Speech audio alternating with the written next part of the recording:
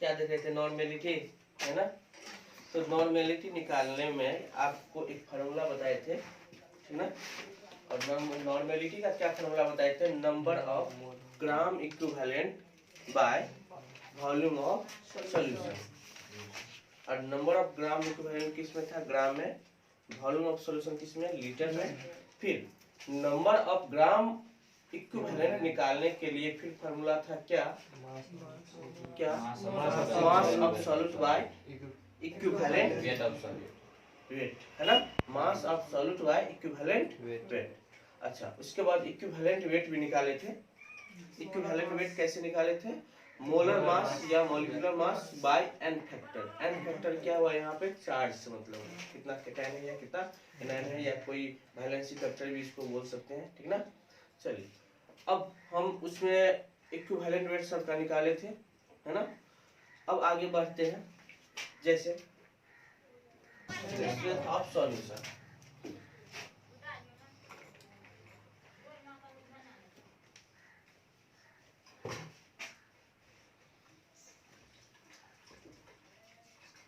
Strength of solution पूछ दिया है, ठीक ना। तो स्ट्रेंथ ऑफ सॉल्यूशन बराबर होता क्या है, ठीक ना। इसको हम एस से डिनोट करते हैं, ठीक ना। किससे डिनोट करते हैं स्ट्रेंथ ऑफ सॉल्यूशन को, एस से। ये होता है क्या, एस बराबर वेट ऑफ सॉल्यूट, क्या बोले, वेट ऑफ सॉल्यूट, किसमें, इन ग्राम में, by volume of solution, volume of solution in litre में, किसमें, लीटर में। समझ में आया, क्या बोले, wait of solute by volume of solution, इसको क्या बोलते हैं, स्ट्रेंथ ऑफ सॉल्यूशन। अब स्ट्रेंथ ऑफ सॉल्यूशन से ही आपको एक हम रिलेशन बताएंगे, नॉर्मेलिटी और मोलैरिटी में क्या रिलेशन है। नॉर्मेलिटी और मोलैरिटी में क्या रिलेशन है, अगर आपको नॉर्मेलिटी दिया रहेगा तो मोलैरिटी कैसे निकालेंगे, या मोलैरिटी दिया रहेगा तो नॉर्मेलिटी कैसे निकालेंगे। लेकिन इससे पहले ये समझिए, एस बराबर जो होता है, जब मोलैरिटी दिया रहे तब बात करते हैं, एस क्या है, strength of solution, molarity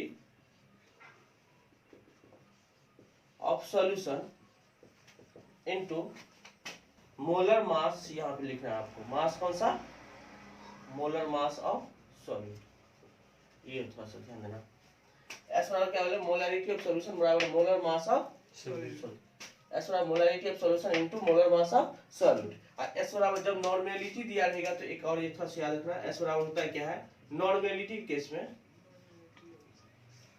normality of solution into, इसमें यहाँ पे लेना इक्विवेलेंट वेट, क्या लेना है यहाँ पे, इक्विवेलेंट वेट ऑफ सॉल्यूट। फिर समझना, क्या बोले, molarity of solution into molar mass of solute, S बराबर, या एस बराबर नॉर्मेलिटी जब दिया रहेगा तो normality of solution into equivalent wait से मल्टीप्लाई करना है। इसमें मोलर मास है, इसमें इक्विवेलेंट मास है। अब देखो, हम एस, ये भी तो एस ही है, ये भी तो एस ही है, क्या दोनों को इक्वल कर सकते हैं, है ना। तो दोनों को इक्वल करके हम रिलेशन निकालेंगे किसमें, नॉर्मेलिटी और मोलैरिटी। चलो पहले इतना नोट कर लीजिए, इसको आगे देखेंगे। देखिए अब है, क्या बोले थे आपको, रिलेशन निकालना है, किसके बीच में, किसके बीच में, नॉर्मेलिटी और मोलैरिटी, ठीक, नॉर्मेलिटी एंड मोलैरिटी।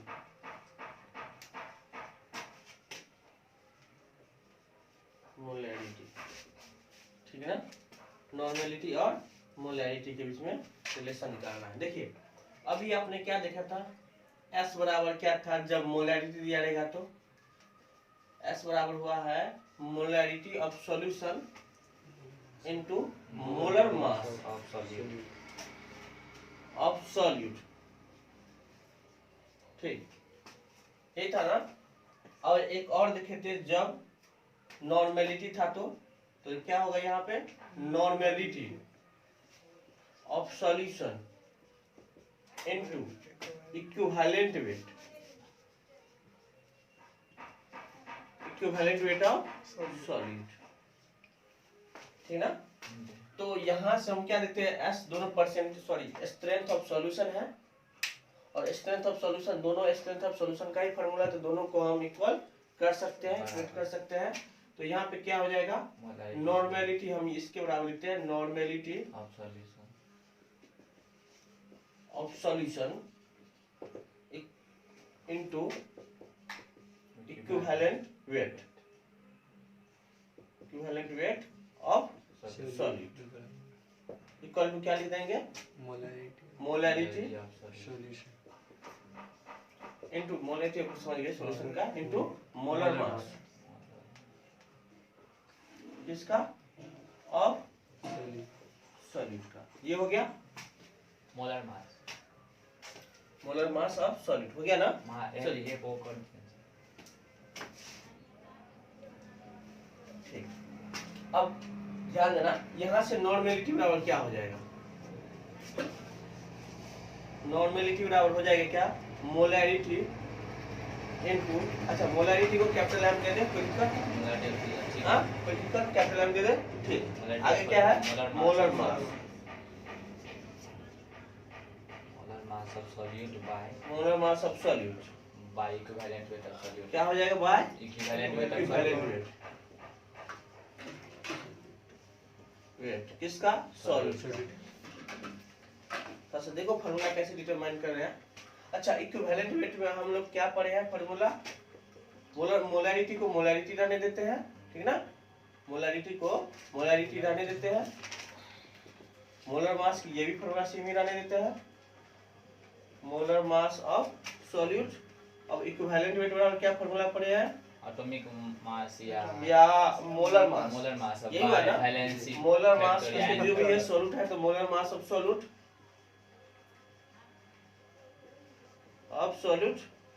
बटे एन फैक्टर या वैलेंसी फैक्टर, यही था ना, वैलेंसी VLENC फैक्टर,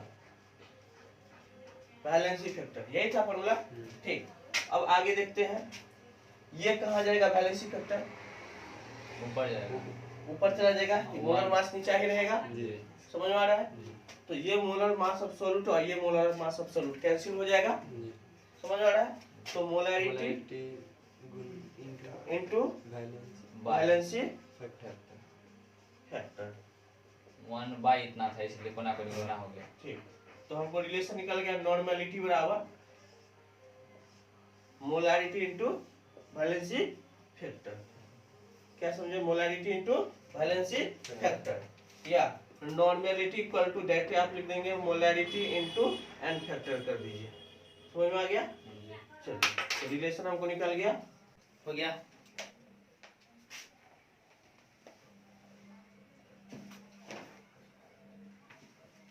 हो गया, हो गया, मिटा दे।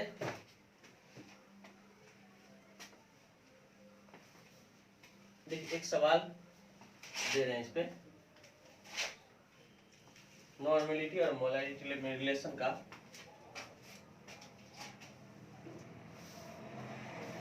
क्वेश्चन है, what is the molarity of one normality H2SO4 solution. क्या बोले, सवाल क्या है, what is the molarity of one normality H2SO4 solution.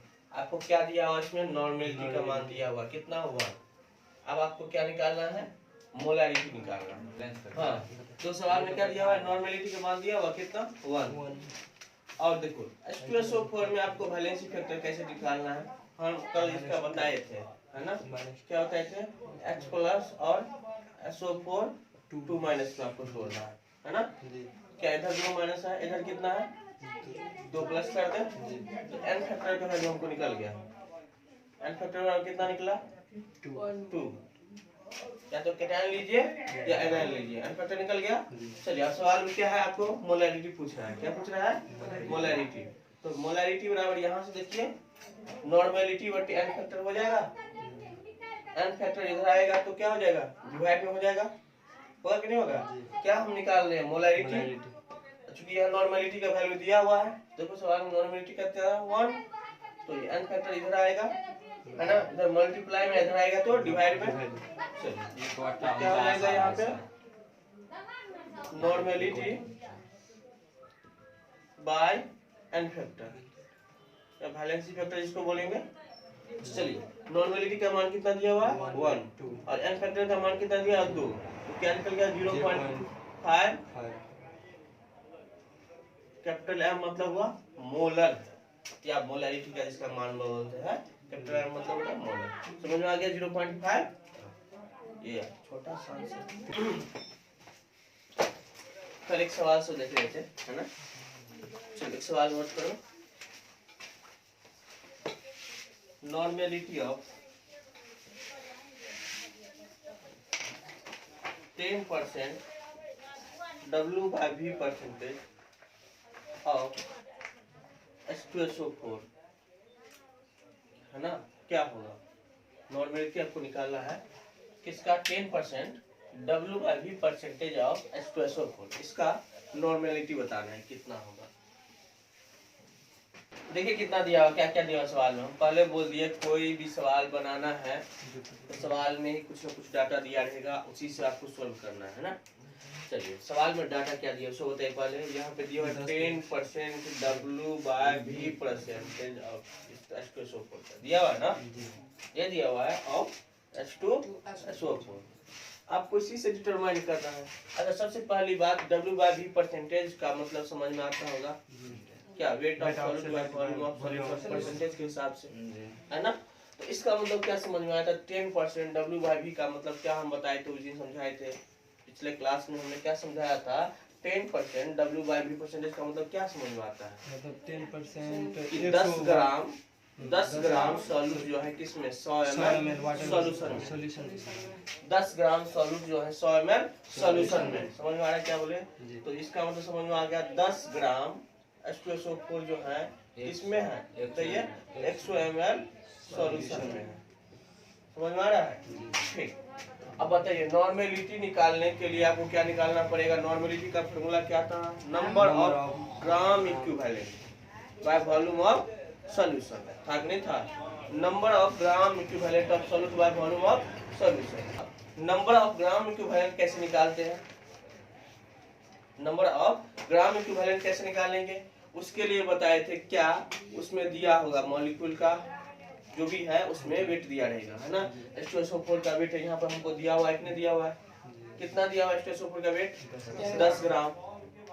उसमें से किसको डिवाइड देना है, किससे डिवाइड देना है आपको, इक्विवेलेंट वेट से डिवाइड देना है ना। अब इक्विवेलेंट वेट निकालना पड़ेगा किसका, H2SO4 का। समझ में आ रहा है। तो देखिए नॉर्मेलिटी निकालने के लिए इक्विवेलेंट वेट आपको निकालना पड़ेगा। पहले इक्विवेलेंट वेट निकालो किसका, H2SO4 का। कितना आएगा इक्विवेलेंट वेट, हम आपको पिछले क्लास में बताए हुए थे कितना, हाइड्रोजन का 1:2 प्लस सल्फर का 32 प्लस 16 गुने 4 बाय H2SO4 का कितना से डिवाइड देंगे 2। क्यों 2 से डिवाइड देंगे, क्योंकि यहाँ पे एन फैक्टर कितना है 2 है। समझ में आ रहा है क्या बोल रहे हैं, एन फैक्टर दिए थे कि नहीं बताए थे। H2SO4 का कैसे निकालते हैं एन फैक्टर, H प्लस और SO4 2 माइनस कितना से 2 से मल्टीप्लाई कर दीजिए, तो यार कैटायन लीजिए या एनायन लीजिए तो एन फैक्टर आपको निकल जाएगा। बताइए कितना आया था निकाल करके 98/2, ठीक ना, 98/2 मतलब 49। ये किसका निकला था इक्विवेलेंट वेट, किसका H2SO4 का। जब इक्विवेलेंट वेट निकल गया तो नंबर ऑफ ग्राम इक्विवेलेंट निकाल लेंगे ना, क्योंकि फार्मूला में आपको क्या था, नॉर्मेलिटी के फार्मूला में था number of gram equivalent by volume of solution, यही था ना फार्मूला में। तो नंबर ऑफ ग्राम इक्विवेलेंट कैसे निकालेंगे, नंबर ऑफ ग्राम इक्विवेलेंट का भी फार्मूला हम लिखाए थे, क्या है बताइए, नंबर ऑफ ग्राम इक्विवेलेंट का फार्मूला क्या, बोलिए जल्दी से बोलिए क्या है। हाँ तो जो आपको मास दिया रहेगा, मास of solute, mass of solute but equivalent weight, equivalent wait. Mass of solute आपको सवाल में दिया हुआ कितना 10 ग्राम, कितना दिया हुआ है 10 ग्राम, और इक्विवेलेंट वेट हमको कितना निकला 49, ये निकल गया। चलिए अब नॉर्मेलिटी निकालना है आपको। नॉर्मेलिटी का फॉर्मूला बताइए। अब ये नहीं बताइए शॉर्ट वाला फॉर्मूला, नॉर्मेलिटी का क्या फॉर्मूला था, नंबर ऑफ ग्राम इक्विवेलेंट, पहले समझ लो उसके बाद number of gram equivalent by volume of solution. Number of gram equivalent कितना है आपको 10 बाय 49। अब वॉल्यूम ऑफ सॉल्यूशन कितना दिया हुआ है, यहाँ से देखो सॉल्यूशन का वॉल्यूम दिया हुआ है, कितना दिया हुआ है 100 ml। किस में होना चाहिए वॉल्यूम, लीटर में, लीटर में होना चाहिए ना, होना चाहिए। किससे डिवाइड देगा 1000 से डिवाइड दे देगा, ठीक है ना। चलिए बताइए क्या होगा 10 बाय 49 इंटू क्या लिखेंगे 1000 बाय 100, ये 0 0 कैंसिल है ना, कितना हो गया 100 बाय 49, कितना है आंसर 2.04। मैं अब इतना ही आया। चलिए ध्यान दीजिए आप, आज हम देखेंगे टाइप्स ऑफ सॉल्यूशन। क्या देखेंगे टाइप्स ऑफ सॉल्यूशन, उसके स्टेट के आधार पर, स्टेट मतलब उसका जो फिजिकल स्टेट जो देखे होंगे सॉलिड लिक्विड और गैस, उसके आधार पर हम टाइप्स ऑफ सॉल्यूशन पढ़ेंगे, है ना। तो ध्यान देना, सबसे एक बात समझ ले, फिर यहाँ पे समझ ले सॉल्यूशन जो तैयार कर रहे हैं यहाँ पे। अच्छा स्टेट कितना है 3 स्टेट है, सॉलिड लिक्विड और गैस, ऐसे तो है 5 है ना, लेकिन आपको मेनली पढ़ना कौन सा सॉलिड लिक्विड और गैस। तो सॉलिड लिक्विड गैस की बात करें, अगर तीनों को मिला दिया जाए तो कितने तरह से आपको सॉल्यूशन मिलेगा। तो देखो फाइनल पोजीशन जो रहता है उसी को हम सॉल्वेंट बोलते हैं, फाइनल पोजीशन जो रहता है उसको क्या बोलते हैं सॉल्वेंट कहते हैं, और जो अपनी आइडेंटिटी को खो देता है उसको क्या कहते हैं सॉल्वेंट बोलते हैं, बताए थे। अगर मान ले फाइनल पोजीशन गैस निकला, फाइनल पोजीशन गैस निकला तो उसको कहेंगे गैसियस सॉल्यूशन, ठीक है ना। अगर फाइनल पोजीशन लिक्विड निकला, तो मिक्सचर ऐसा बना दिए जैसे चीनी और पानी का, तो क्या निकलेगा पानी टाइप का, लास्ट स्टेज इसका क्या निकला लिक्विड स्टेट निकला। शरबत में क्या होता है लास्ट स्टेज इसका क्या होता है लिक्विड स्टेज होता है, तो इसको क्या बोलेंगे लिक्विड सॉल्यूशन। अगर लास्ट स्टेज इसका सॉलिड निकला इसको क्या बोलेंगे सॉलिड सॉल्यूशन। समझ में आ रहा है। तो यहाँ 3 टाइप का सॉल्यूशन है, गैसियस सॉल्यूशन, लिक्विड सॉल्यूशन और सॉलिड सॉल्यूशन। तो किस पे डिपेंड करता है कि यहाँ पे आप कौन सा ले रहे हैं, फाइनल पोजीशन में क्या आ रहा है, ध्यान देना। तो हम पहला देखेंगे इसमें कौन सा है गैसियस सॉल्यूशन, ठीक ना। गैसियस सॉल्यूशन में हम यहाँ सॉल्यूट ले रहे हैं, उसके बाद क्या ले रहे हैं सॉल्वेंट ले रहे हैं, और उसका हम एग्जाम्पल देखेंगे। अभी नोट मत करना, नोट मत करना, चलिए ध्यान दिया। तो गैसियस सॉल्यूशन में अगर देखो यहाँ सॉल्वेंट करने का मतलब इसका फाइनल पोजीशन फिक्स रहेगा। फाइनल पोजीशन मतलब कौन सा सॉल्यूशन है गैसियस सॉल्यूशन है, तो फाइनल पोजीशन क्या निकलेगा आपको गैस ही निकलेगा। फाइनल स्टेट क्या निकलेगा इसका गैसियस स्टेट ही निकलेगा, है ना। फिर समझना गैसियस सॉल्यूशन के बारे में कहेंगे तो फाइनल स्टेज इसका क्या निकलेगा गैसियस सॉल्यूशन ही निकलेगा। इसका मतलब इसमें सॉल्वेंट कौन सा होगा गैस होगा या गैस होगा, ठीक ना। अब इसमें सॉलिड भी हो सकता है, लिक्विड भी हो सकता है, और गैस भी हो सकता है। तो इसका मतलब समझ में आ गया solid in gas, liquid in gas, gas in gas. फिर समझना सॉल्वेंट यहाँ पे तीनों क्यों लिए, क्योंकि एक बार सॉलिड भी मिल सकता है, लिक्विड भी मिल सकता है और गैस भी मिल सकता है। अब सबका एग्जांपल हम देखेंगे, है ना। अच्छा कोई ऐसा एग्जांपल बताइए जो सॉलिड जो है गैस में मिला रहता है और आप उसको गैसियस स्टेट में ही प्राप्त करते हैं। कोई ऐसा एग्जांपल सॉलिड जो है गैस में मिला रहता है, जैसे एग्जांपल ले डस्ट, धूलकण, स्मोक, है ना।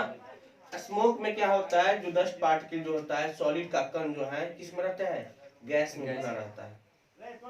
डस्ट में या स्मोकिंग में क्या होता है जो सॉलिड पार्टिकल होता है किसमें घुला रहता है गैस में घुला रहता है। तो समझ में आ गया। तो इसका क्या एग्जांपल हो गया स्मोक, है ना, या डस्ट इन गैस। कोई भी डस्ट धूल कण का पार्टिकल किसमें, गैस में। अब दूसरा एग्जांपल, लिक्विड इन गैस। कोई ऐसा स्टेज बताइए या कोई ऐसा सॉल्यूशन बताइए जिसमें गैस में क्या मिला रहेगा, लिक्विड मिला रहेगा। कौन सी? तो फाइनल स्टेज इसका क्या निकला, गैस निकल गया, वाटर निकल गया। तो हम क्या बोले, लिक्विड इन गैस। अब बताते हैं, जैसे मॉइस्चर, नमी। मॉइस्चर, नमी। ठंडे के दिनों में देखना आप, जो बहुत ज्यादा ठंडा रहेगा तो कुहासा लगा रहता है ना। तो जब आप कोई बाइक वाइक चलाता होगा, देखा उसके शरीर पे जो है ना पानी का अंश जो है चिपक जाता है। ये कहाँ रहता है, ये पानी का अंश एयर में रहता है, एयर में रहता है। इसका मतलब आप तो एयर ही है, लेकिन इसमें छोटा छोटा सा पानी का कण जो है, पानी की बूंद जो है, बहुत छोटा स्मॉल ड्रॉप जो है मिला रहता है। इसका मतलब समझ में आ गया, कहाँ मॉइस्चर किस में, एयर में। समझ में आ गया, मॉइस्चर किस में, एयर में। या इसको भाप भी बोल सकते हैं, वाष्प भी बोल सकते हैं, ठीक है।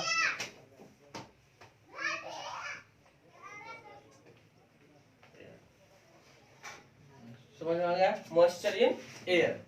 तीसरा, गैस इन गैस का एग्जांपल बताइए, जिसमें बहुत सारा गैस मिला रहता है, फाइनल स्टेज में गैस रहेगा। जैसे air, air is the best example है ना। एयर में क्या है, सभी गैसों का क्या है, मिक्सचर है। समझ में आ गया, सभी गैसों का क्या है, मिक्सचर, मतलब mixture of all gas.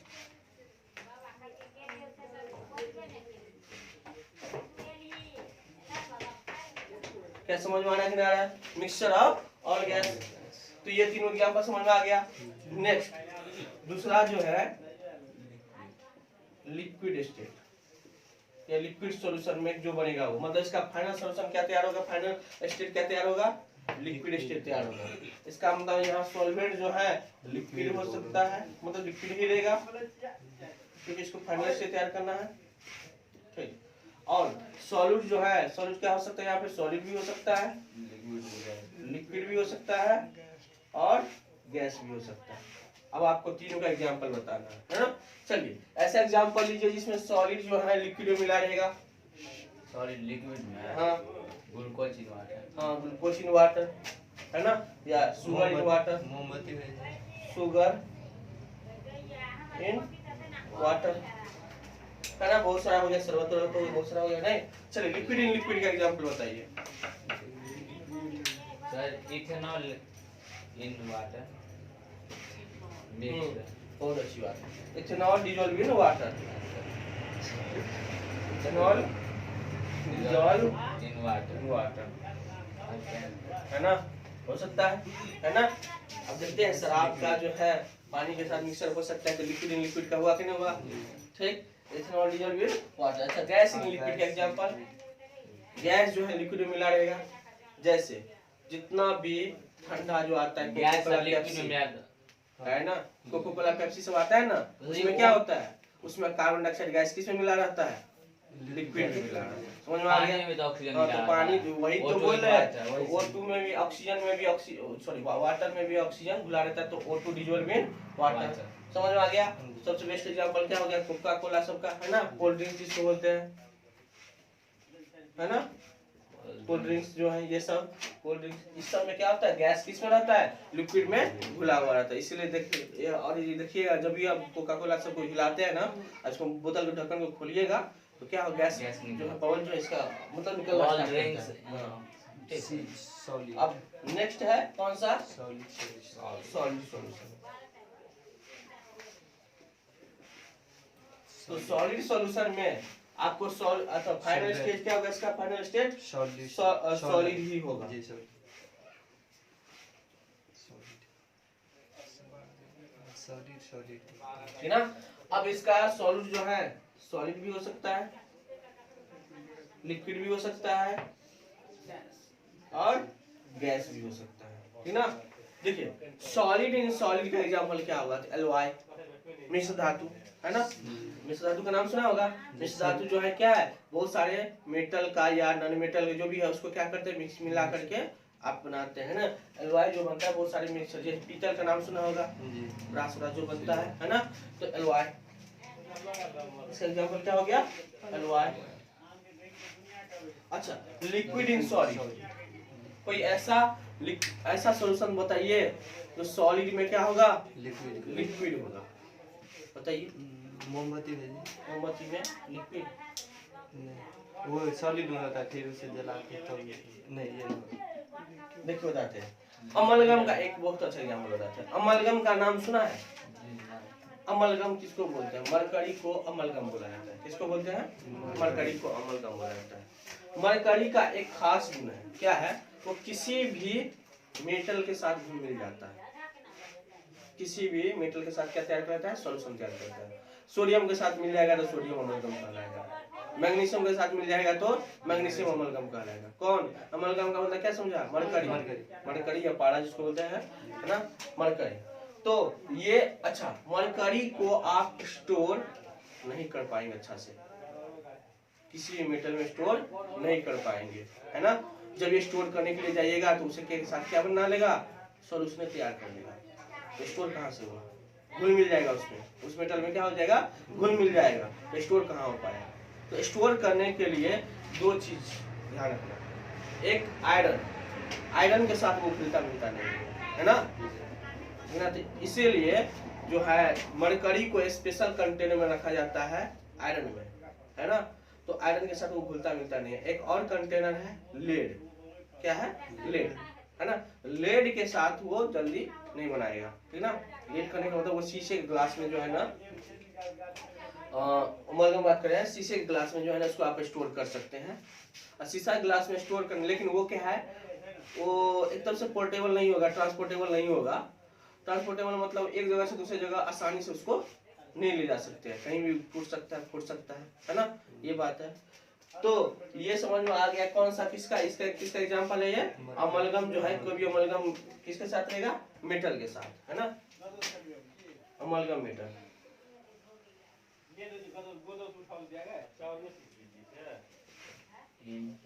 Amalgam mixed with metal, है ना। सोडियम के साथ बना सकता है। अब लास्ट, गैस इन सॉलिड। कोई ऐसा हाइड्रोक्लोरिक अम्ल सॉलिड है। हाइड्रोक्लोरिक एसिड लिक्विड स्टेट में है, गैसीय स्टेट में भी होता है। पैलेडियम, लिक्विड स्टेट में है, हाँ। पैलेडियम पैलेडियम मेटल है, सॉलिड स्टेट में होता है ना। H2 इन पैलेडियम। चलिए ध्यान दीजिए, गैस इन सॉलिड की बात करें तो देखिए पैलेडियम का एक खास गुण होता है ना, वो हाइड्रोजन गैस को अपने ऊपर क्या कर लेता है? डिपॉजिट कर लेता है। अपने ऊपर क्या रखता है? स्टोर कर लेता है, डिपॉजिट कर लेता है, मतलब अपने ऊपर बैठा लेता है ना। तो ये याद रखिएगा, H2 मोबाइल में पढ़ने चलिए sir. Gas is absorbed palladium, है ना। H2 gas is absorbed by palladium. तो ये क्या हो गया? टाइप्स ऑफ सॉल्यूशन, ठीक ना, 9 तरह का। इसको नोट कीजिए एक बार। सॉल्यूशन चैप्टर पढ़ रहे हैं, है ना। तो सॉल्यूशन चैप्टर में इसके बारे में आपको पढ़ना है, हाँ, लिक्विड सॉल्यूशन के बारे में पढ़ना है। किसके बारे में? लिक्विड सॉल्यूशन के बारे में पढ़ना है, ठीक ना। तो आपको पढ़ना है पहले क्या, हम पहले पढ़ाएंगे जैसे कोई गैस जो है लिक्विड में किस तरह से डिसॉल्व रहता है, और लिक्विड का और सॉलिड लिक्विड का, तीन देखेंगे एक एक करके। इतना ही रहने दीजिए, ठीक ना।